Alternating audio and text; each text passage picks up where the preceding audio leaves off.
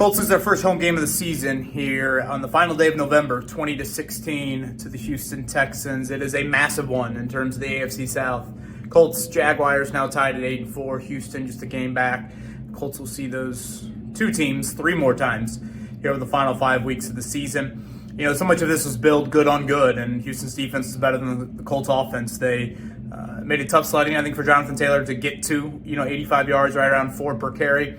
And then just put too much, I think, on the plate of Daniel Jones in the passing offense. There were some notable drops in the game. I thought Jones had some really, really good throws, and then just some others that, kind of summed up his day, being right around 50%. As a passer, obviously, you had that final drive there where you had an opportunity to really be a hero, and that stalled out just outside of the red zone.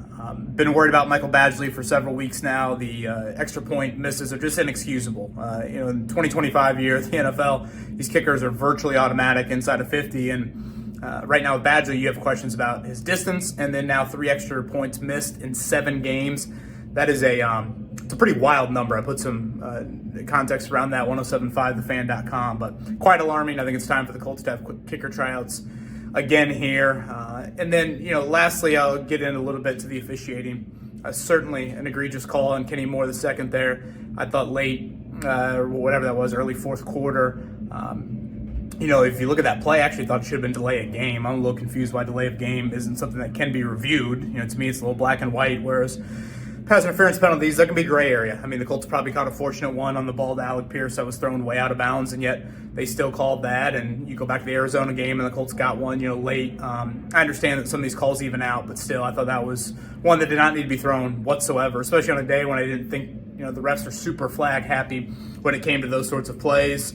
And then we'll see about the status of Sauce Gardner. Shane Steichen said post-game, they kept on calling it a calf, and Sauce said he was a little higher up on the leg, didn't feel like it was an Achilles, but they will go for some further imaging. Obviously, the loss of him for any period of time would be very, very substantial, and when you make a trade of that magnitude, you need short-term, gains from it. That's what you were saying when you gave up 2 first-round picks. So unfortunately, I thought it was a really kind of a struggling day for the other guys in the secondary, particularly Javarius Ward, and we'll see how long Sauce Gardner is out with that boot, and definitely walking around pretty gingerly with that. At Jacksonville, at Seattle the next 2 weeks.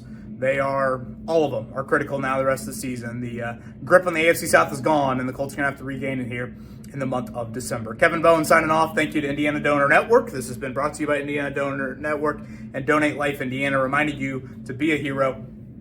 Say yes to organ donation. Be a hero. Save a life.